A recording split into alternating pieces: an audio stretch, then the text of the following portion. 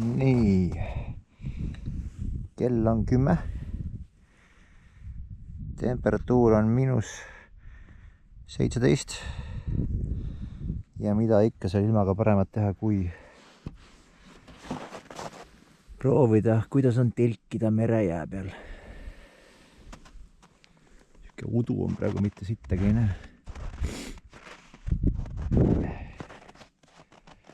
Nii, aga paneme asjad püsti.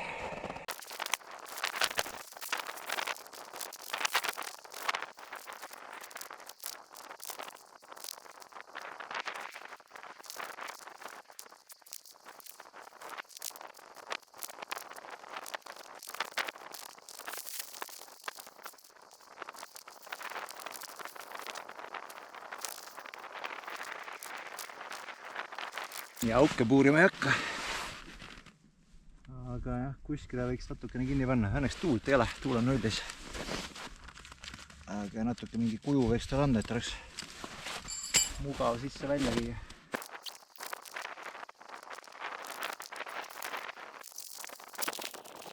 Esimene kiht.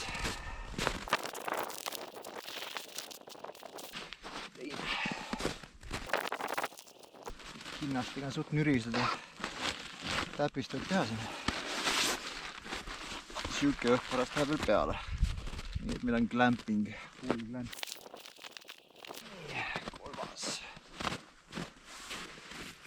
Siis foolium. Nii pidi. Peegeldame. Siin on selline null magamiskott. -2, -3 on hea, -17 ja kindlasti ta ei ole väga hea. Aga ta on mõnus pehme, nüüd läheb käiku. Ja siis on 2 siukest Rootsi sõjaväe vana magamiskotti. Selle numbrit ma küll ei tea.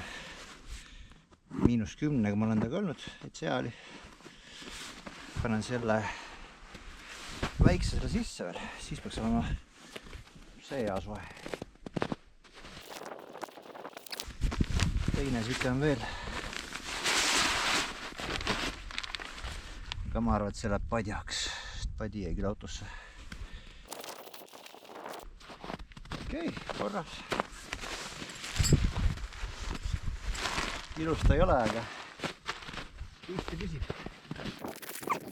Ja sisevaade ka.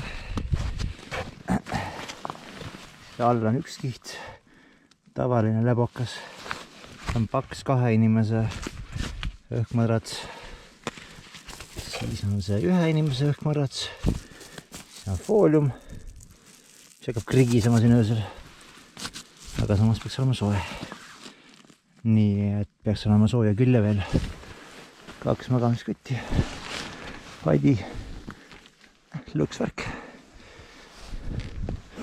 Ja nähtavus on ikka täitsa 0,00. Nii 2 pudelit soe tee. Ja täiesti tavaline kuum vesi, mis ma kodus lasin keema. Kui läheb külmaks, siis paned selle magamiskotti sisse. Ja on väga mõnus sellega. Või hakkab liiga palav, ei tea. Paistab. Nii, vlog läbi, hea tööd.